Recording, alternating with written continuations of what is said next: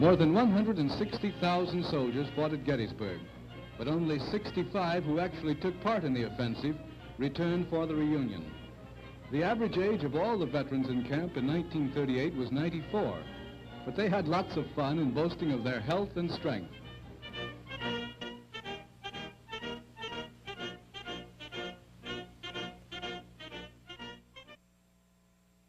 It was an unforgettable event, the climax of their long service.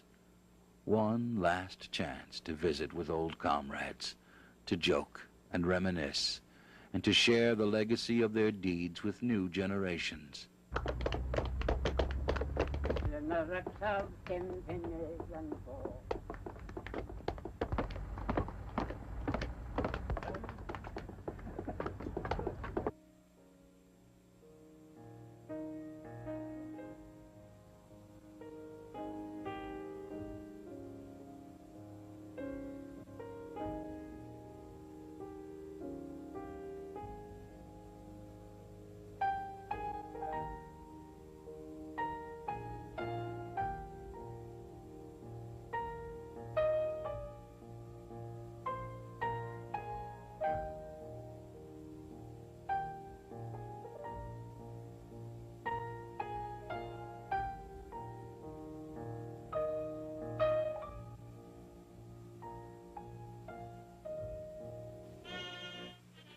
One of the most interesting camera subjects was Mr. William H. Jackson, a volunteer in Stannard's Vermont Brigade.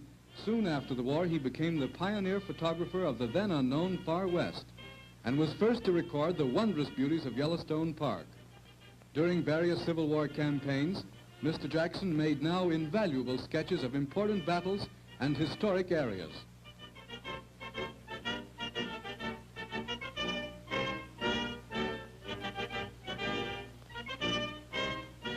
And how the words did fly. These aged but talkative vet living stories of tempestuous maneuvers and sallies, probably much in the style of the Union General Hancock's account of Lee's costly attack on Cemetery Ridge. And everybody was all ears when they told of events associated with monuments and areas now in Gettysburg National Military Park.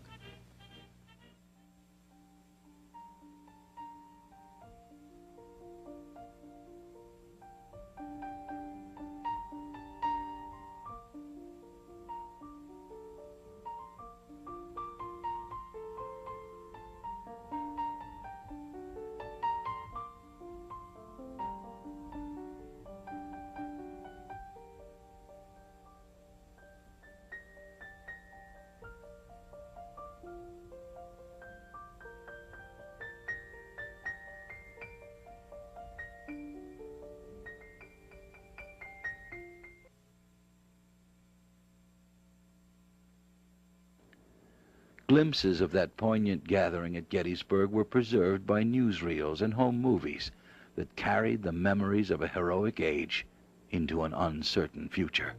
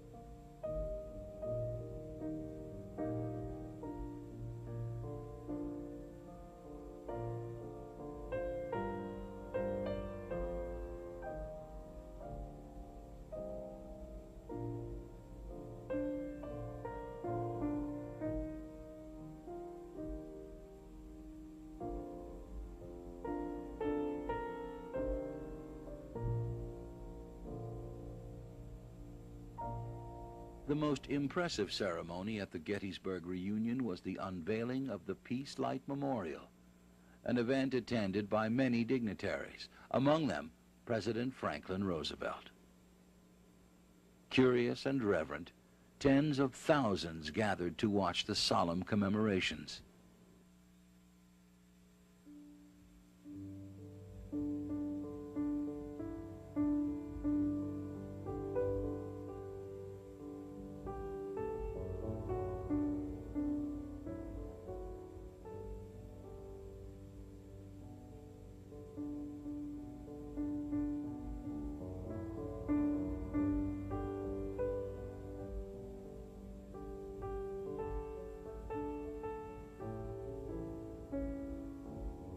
Veterans of the blue and the gray, the United States, I accept this monument in the spirit of brotherhood and peace.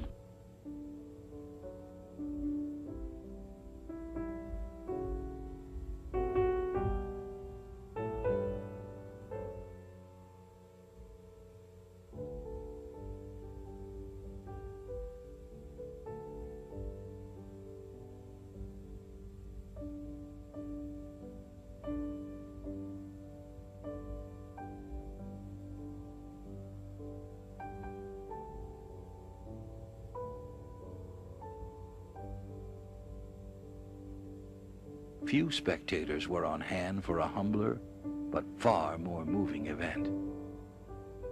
At the famous stone wall on Cemetery Ridge, where on July 3rd, 1863, the high tide of the Confederacy had thundered against General Hancock's Second Corps, a handful of veterans, blue and gray, met once more, this time in peace. Where clubbed musket and bayonet once beat and slashed in bloody confrontation, now hands were outstretched and grasped in fraternal comradeship. This handshake across the wall had been a feature of earlier reunions. Then, as now, it was a heartfelt ritual that more clearly than any other ceremony personified the mutual admiration and respect of Yank and Reb, born of their common love of America. All right.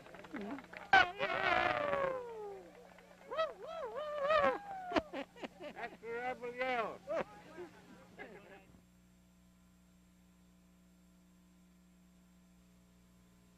At last the inevitable end drew near. The gallant armies, now but a shadow, gnarled and stooped with age, awaiting the last bugle call. The tap of canes and the gentle creak of crutches kept pathetic time to the blare of marching tunes and the clank of arms. The old feet shuffled and faltered in a way which showed that their march was nearly over, and there were many tears. Reduced to a mere handful, the veterans' organizations held their last reunions, their spirits strong, though their bodies were weak. The Grand Army of the Republic still lives in the undying spirit of these 10 aged and feeble veterans. All New York could muster for Memorial Day, 1939. There aren't many left now. The youngest here is 91, America's oldest living heroes.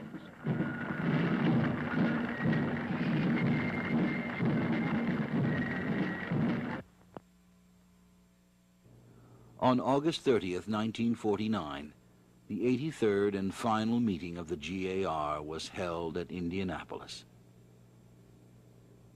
The 6 frail centenarians voted to disband the once mighty legion that at its peak numbered more than 400,000.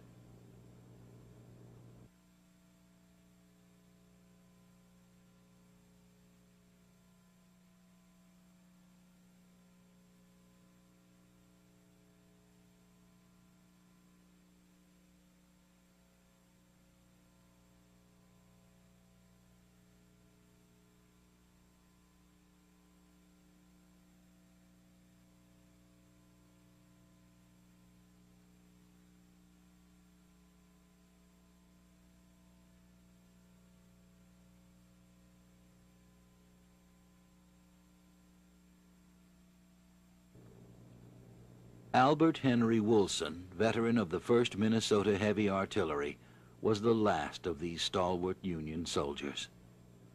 When he died on August 2nd, 1956, President Eisenhower said, "His passing brings sorrow to the hearts of all of us who cherish the memory of the brave men on both sides of the war between the states." The United Confederate veterans lived up to the vow made decades earlier by Commander-in-Chief Stevens.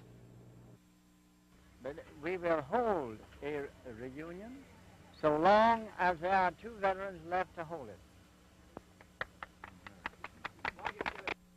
A 5-day celebration at Norfolk, Virginia marks the final reunion of the United Confederate Veterans. It's the 61st encampment of Ranks of the Gray, and only 3 of the 12 survivors of the South's gallant host could be on hand to recall the embattled days. All 3 are 105, but like William D. Townsend of Ola, Louisiana, are spry for their years. Joe Solling, here of Virginia, took his first airplane flight to attend the reunion, as did W.J. Bush, who flew in from his home at Fitzgerald, Georgia.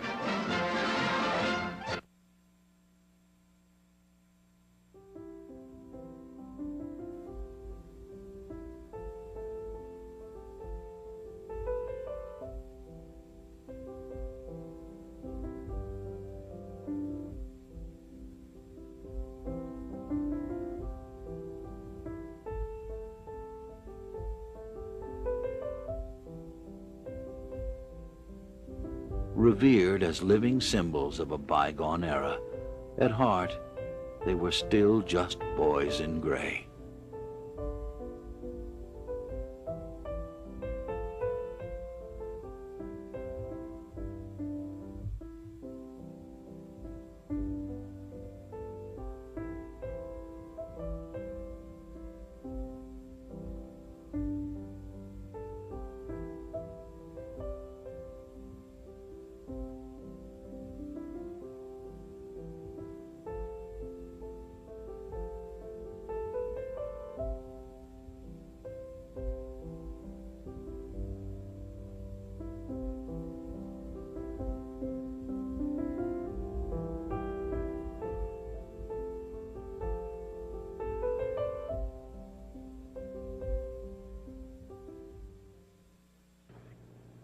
No veteran more eloquently defined the abiding spiritual lessons of our war between the states than did Joshua Lawrence Chamberlain, Colonel of the 20th Maine, Brevet Major General and recipient of the Congressional Medal of Honor. In a speech he gave to the veterans gathered on the battlefield of Gettysburg, Joshua Chamberlain expressed the enduring message of those gallant soldiers, North and South, who had fought so bravely for ideals they cherished more strongly than life itself. No chemistry of frost or rain, no overlaying mold of the season's recurrent life and death can ever separate from the soil of these consecrated fields the lifeblood so deeply commingled and incorporate here.